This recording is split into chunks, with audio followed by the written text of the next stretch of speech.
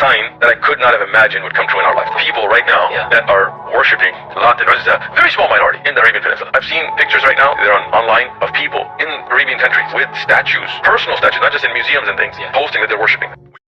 Today, we address a highly controversial and sensitive issue.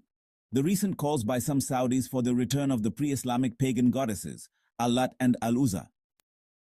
A wave of social media accounts in Saudi Arabia have been recently promoting and calling for the return of ancient Arabian, pre-Islamic deities as part of the kingdom's national and cultural heritage, sparking outrage among religious Saudis and other Muslims as the ultra-conservative kingdom pushes to modernize and replace its religious identity with a more nationalistic one. One Saudi user on X, formerly Twitter, posted pictures of the ancient Arabian goddess Al-Uzza, showing imitated rituals surrounding the statue and existing figures displayed in museums across Saudi Arabia. From the past to the future, Al-Uzza is always there, as the user wrote, emphasizing that Saudi Arabians are deeply connected with our past. It doesn't matter if we're Muslims or not, it's an Arabic history. The user also highlighted that the Saudi government gives so much importance to the ancient Arabian gods because the deities and their statues were part of the peninsula's history, further declaring that our past is a part of our future. The user also mentioned the three main goddesses of the ancient pre-Islamic polytheistic pantheon, Al-laat, Manat, and Al-Uzza, as our ancient history and symbols of female empowerment. These users also blamed the Sawa, or awakening movement, for Saudi Arabia's former opposition to using the ancient Arabian pagan goddesses and related antiquities for tourism and national heritage, with one user saying that the movement's influence reached down to history.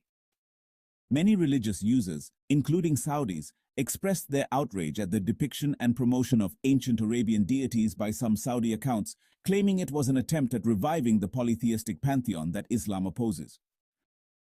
The Prophet Muhammad, peace be upon him, spoke extensively about the dangers and futility of idol worship. In a well-known hadith, he said, "Verily, Allah has forbidden for you to worship idols." Sahih Bukhari.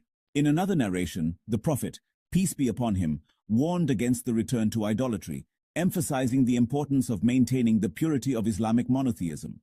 The Prophet Muhammad also made significant predictions about the Day of Judgment, some of which are directly related to the return of idolatry. He said, "The hour will not be established until the tribes of my people return to worshipping idols." Sahih Muslim. In another narration, the Prophet specifically mentioned Al-laat and Al-Uzza. "The hour will not come until the buttocks of the women of doors move while going around the Al-Khalasa."